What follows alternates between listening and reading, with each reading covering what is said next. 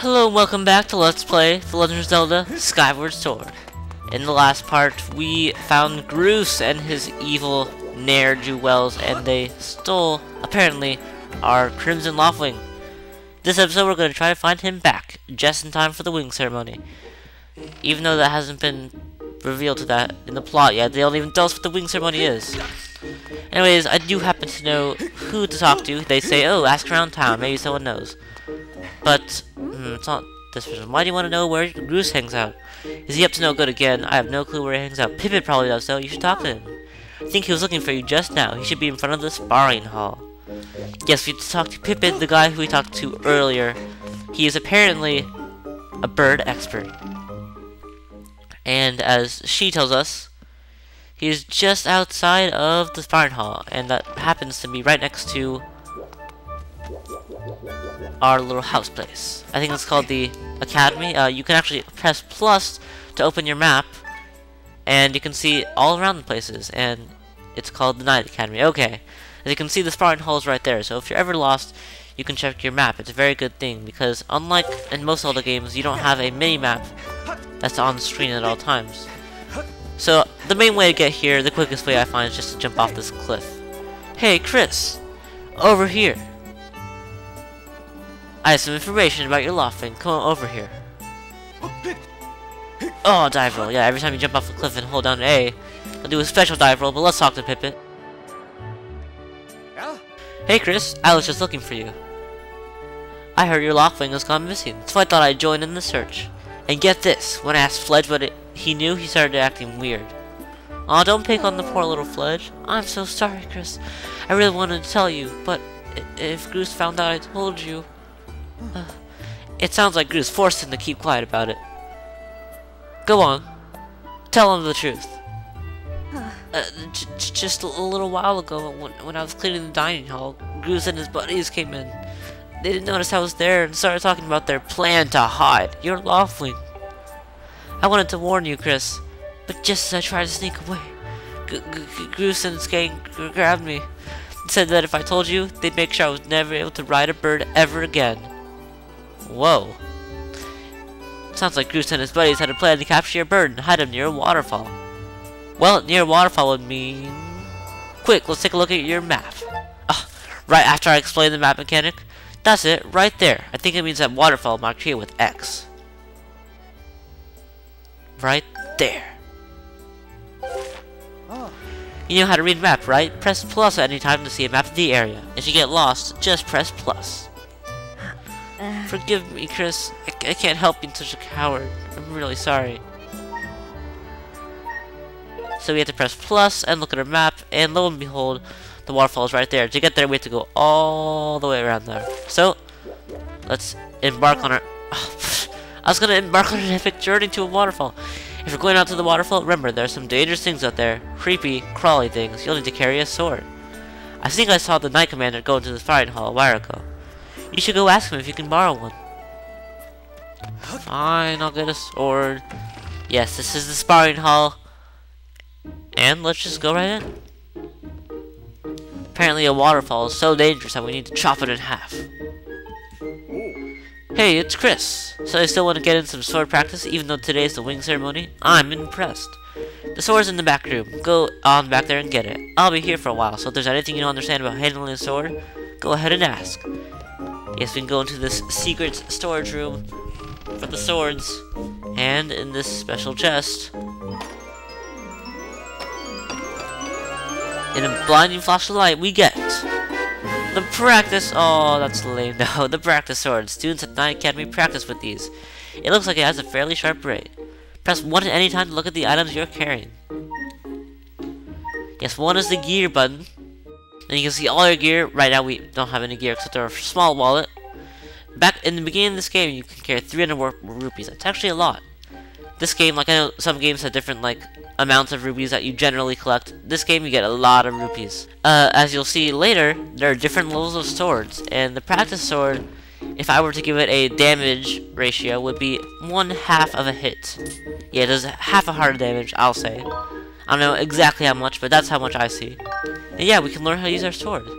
Okay, just swing the remote to swing your sword. Strike the remote vertically to do a vertical slash, and swing it sideways to do a side slash.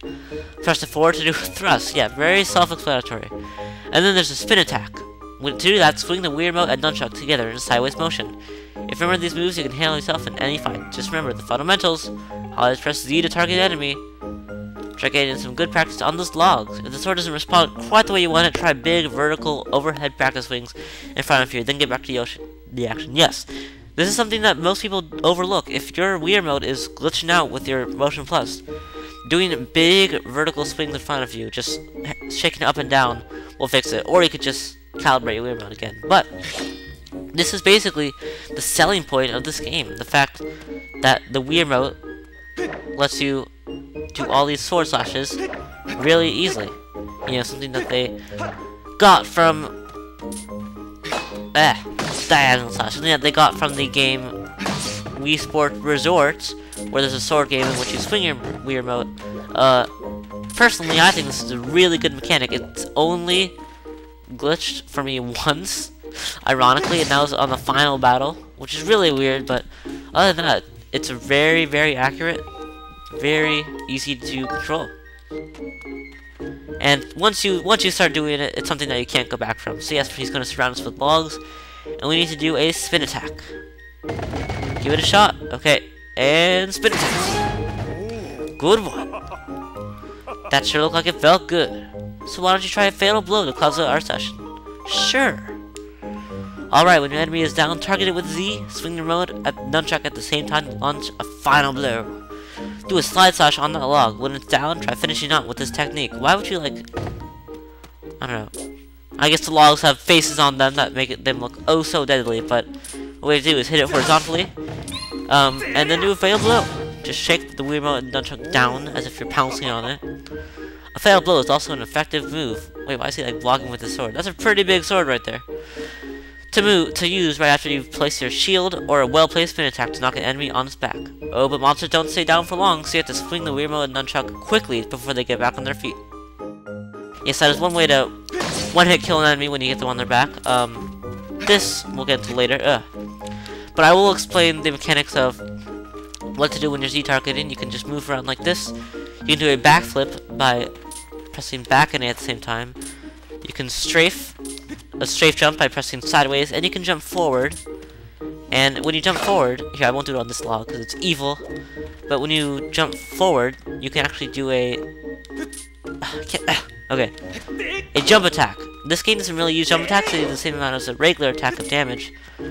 But you can still do them. I know they're way more important in past games, but as you saw, when we do a spin attack, it actually takes up a lot of stamina.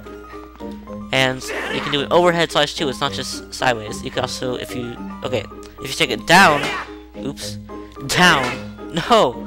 Wow, I just said that the remote works perfectly. Okay. It's not the game's fault though, I'm at an angle to my TV, so it's kind of hard to do it. Okay, if you shake down, you do a front flip, and if you shake backwards, you do a back flip. Very effective for knocking an enemy on his back. It also does double damage. Hey Chris, you can't take swords inside of the sparring hall. What do you think you're doing sneaking out with that? Nothing. What? Your Loftwing's missing? You want to go look for it? Well, I guess I can make an exception just this once. But remember, Skyward is a peaceful place. Only knights carry swords. So I don't want to see you swinging it around like crazy out there. I'm gonna get in a ton of trouble over this, so here's the deal. Make sure you get plenty of practice on those logs first, and only once you get outside with the sword. Only use it when you absolutely have to, got it? Yes, instructor. I'll listen to what you have to say.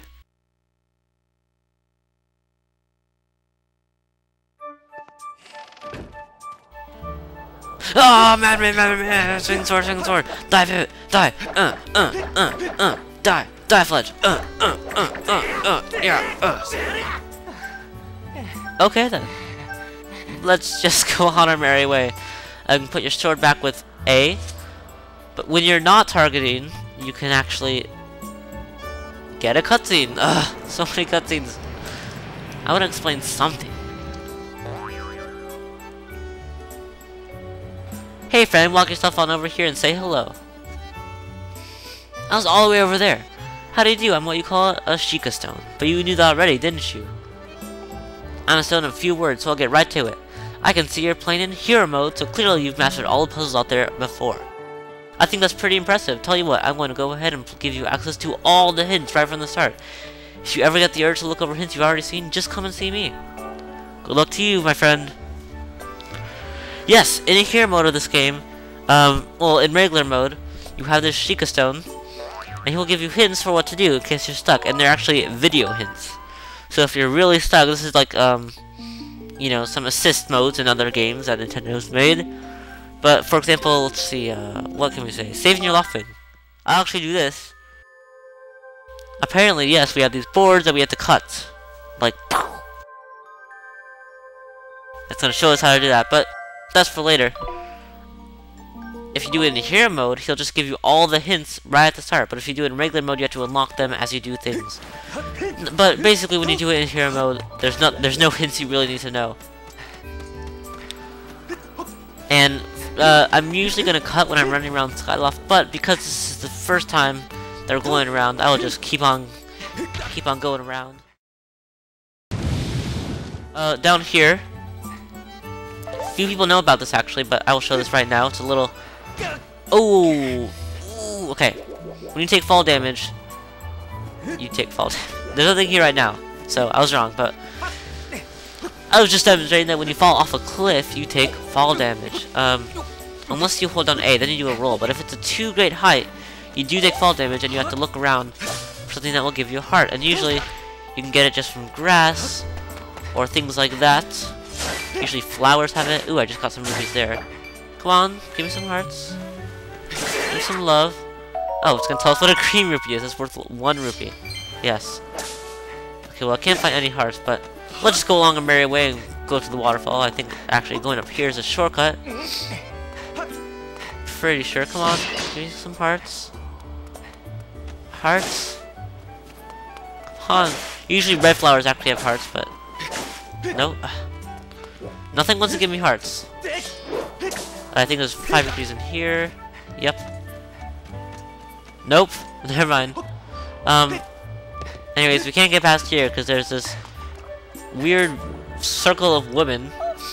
Did you hear the news? One of the students in the wing survey has lost his bird. It's gone missing. Ooh. Oh, really? That's terrible. To tell the truth, I'm not comfortable around birds. It's their talons. They look sharp and painful. Okay, yeah, we can't go past there. So we have to go all the way around to the waterfall. I guess I'll have to just go on with 4 hearts of health.